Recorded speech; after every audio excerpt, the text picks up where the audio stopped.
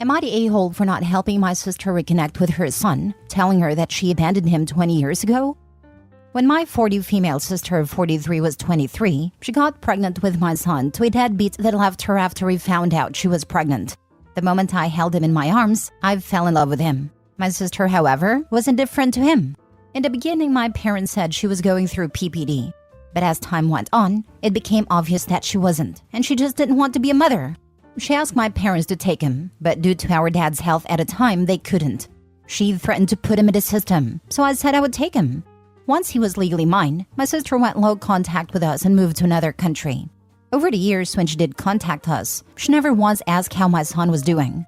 My son knows the truth about me not being his biological mother. I never hid it from him. My sister recently returned home. She showed up at my house, and we had a good catch-up. And then she asked how my son was doing, and I told her he was doing good at school. She asked for his number, and I said I will have to ask him if it was okay, since he's particular with who has his personal number. She got upset with me and told me she was his mother. I said a mother that abandoned him 20 years ago. I kicked her out after she started screaming at me. I rang my son and told him what happened. He asked for a number, so I gave it. He told her to get lost, and that it wants nothing to do with her. She went to social media and posted how I stole her son and turned him against her. I got backlash from my family, but I don't care what they have to say about me. I do care how my son is getting heat from them as well, and making me think I shouldn't have said that to her. Am I the a-hole? Now for the top comments. Not the a-hole, and you're exactly right. You should never give out your son's personal info to anyone without his consent. And she did abandon him. She doesn't get to waltz back in to try and play happy family now, unless your son wants that.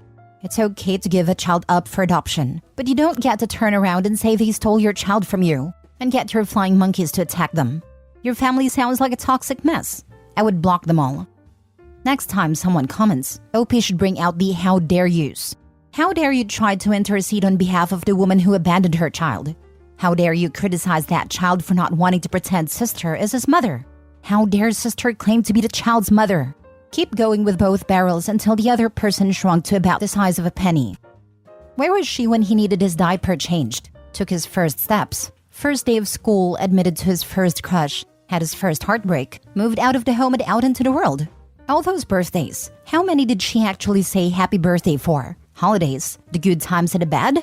Being a mother isn't just a section on a birth certificate. It's the experience of raising someone through thick and thin. Not the a-hole. She doesn't get to play the mom card when she abandoned him.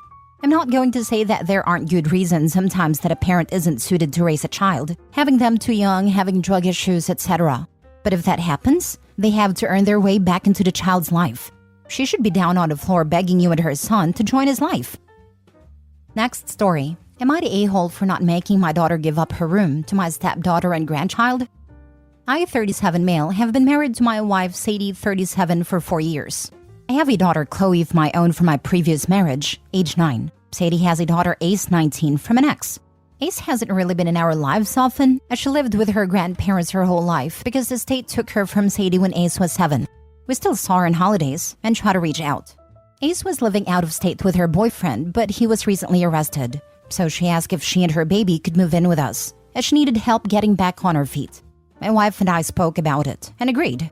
When I brought up the extra bedroom in the attic, which is an area in the attic we made into a spare room for guests many years ago and no one uses the attic anyways, my wife became upset, gasped even, and said she was not making her daughter with a 5-month-old baby sleep in a dirty attic.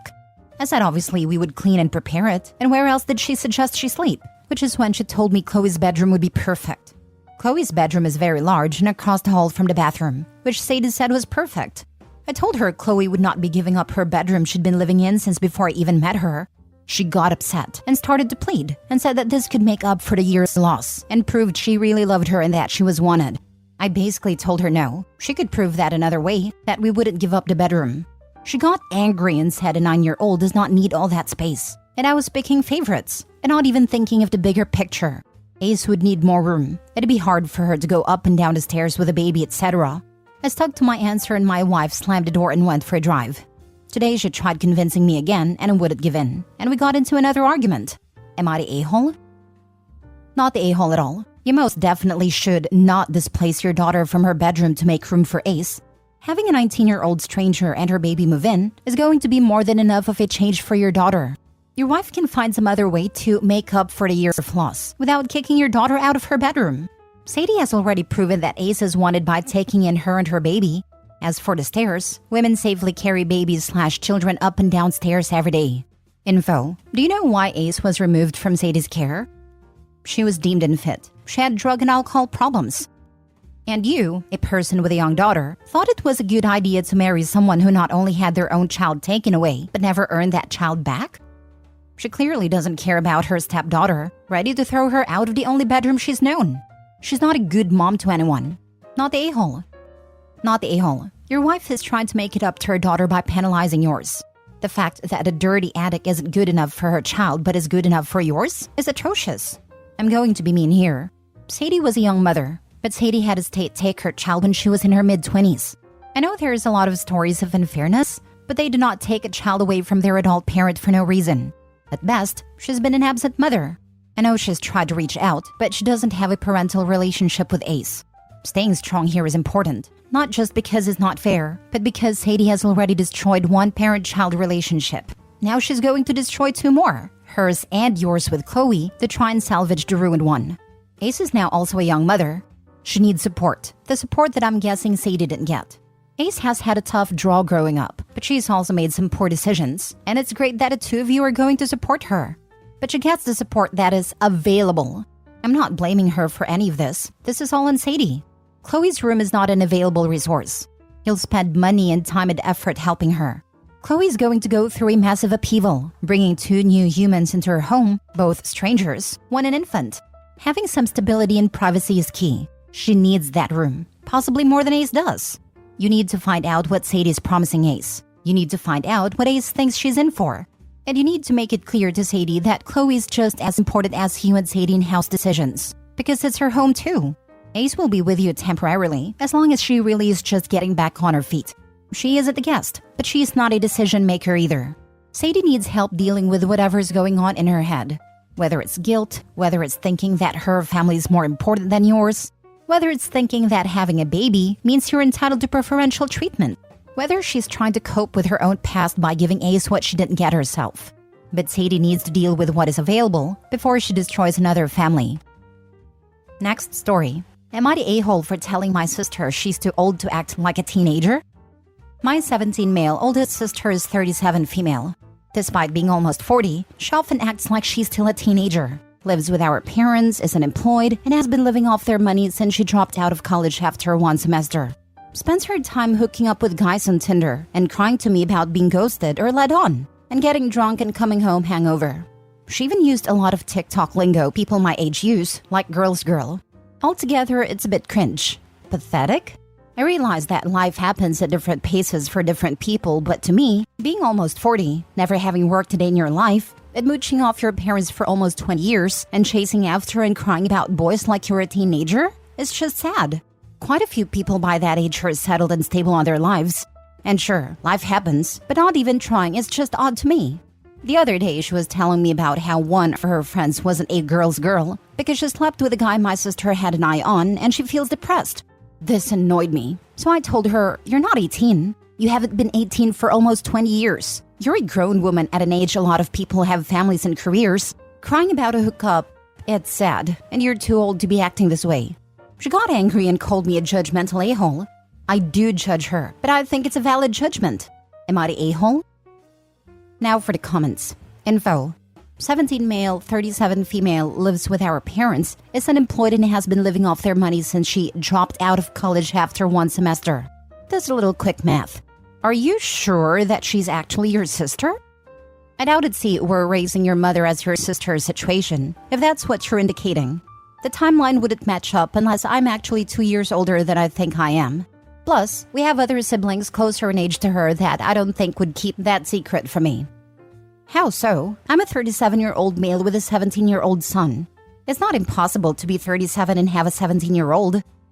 I think he's saying that she dropped out at 18 and not 20, meaning the timing of everything together doesn't match what he's been told. It's physically possible that 37-year-old could have a 17-year-old child if they had said child at 20. But if she dropped out of college at 18, then this wouldn't be the reason. Or OP doesn't know the true details. Not the a-hole. Unless she has some sort of disability, this is ridiculous.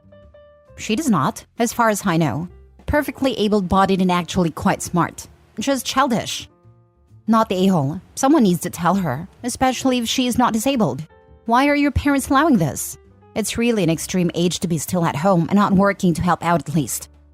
They had her very young and were too poor to spoil her when she was little, so they're probably making up for it now.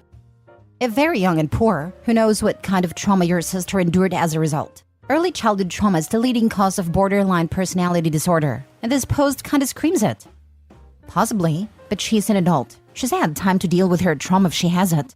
Instead, choosing to mooch off our parents in a way that f***s me over is up. Next story.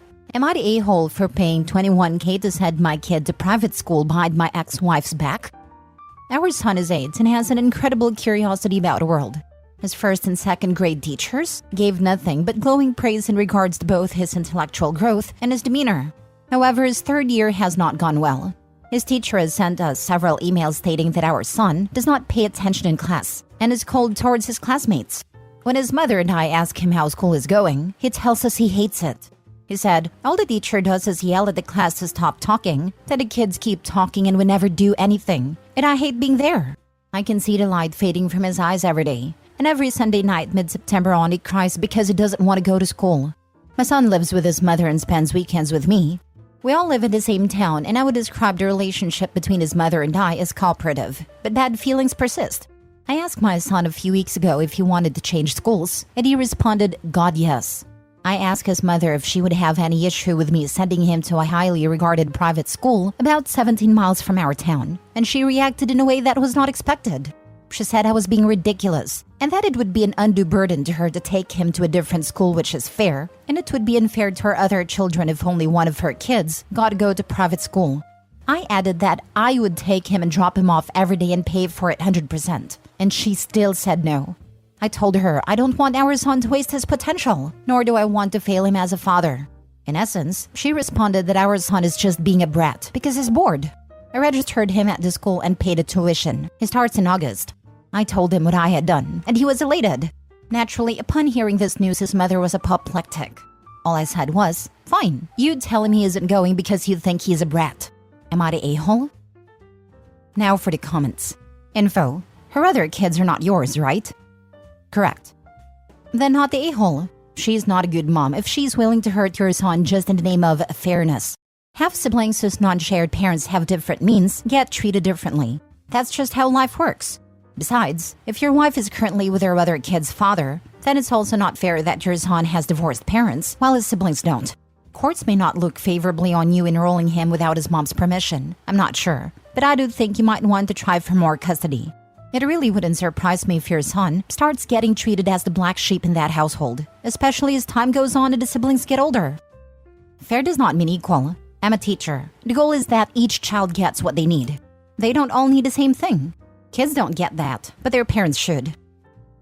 Last story. Am I the a-hole for kicking out my sister-in-law after she lost my son while babysitting? Over the past 3 months, my husband's sister has been staying with us until she got back on her feet. As part of her contribution to our household, she generously offered to babysit our kids, including our 3-year-old son with autism and with both delayed speech and language, without expecting any compensation.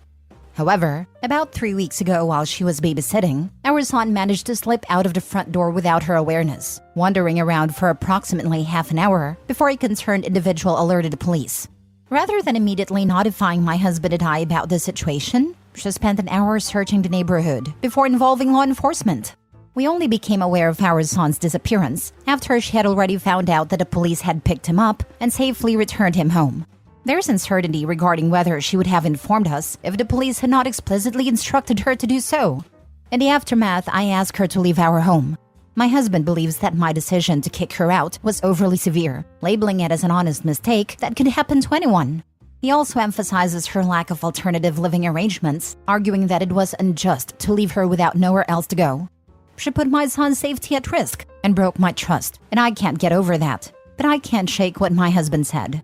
Now I feel terrible about putting her on the street. Am I the a-hole? Not the a-hole. An honest mistake initially, yes. Kids can be slippery little devils. The big mistake was not calling you. spinning her wheels searching for an hour, then hearing the police thankfully had him. And when she was going to call you? Has she even apologized? Doesn't sound like it. She's staying with you to get back on her feet. So she's an adult.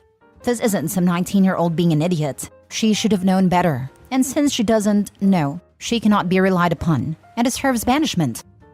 Right. After 10 minutes of not being able to find him, I have a kid. They're definitely slippery. She should have called the parents.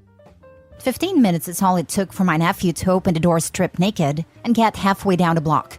Yes, he got naked outside. They added a chain after that since he had to undo 2 locks to get outside. Your son could have died.